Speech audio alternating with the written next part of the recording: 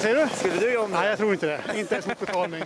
Jag älskar när publiken skriker mina repliker. Transport från musiken i butiker i din speaker.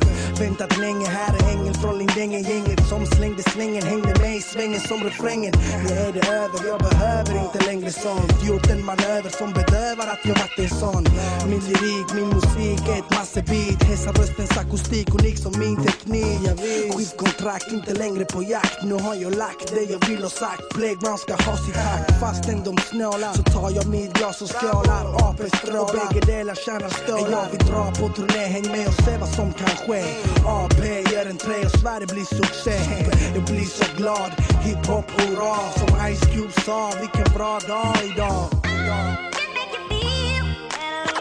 Tacka livet för allt det som du gett mig.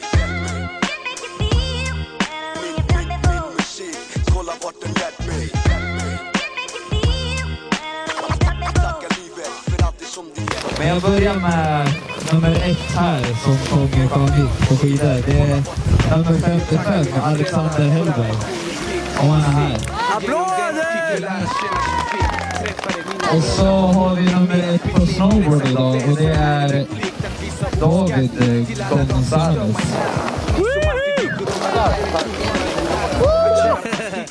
En applåd!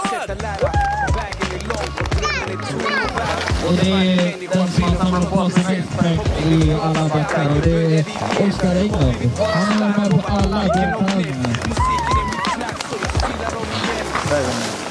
High five. Ja, en stor applåd för Oskar.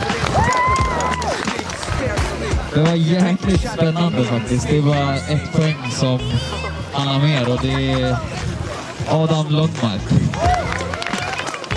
Tack så mycket. Så en stor applåd till Adam och Oskar.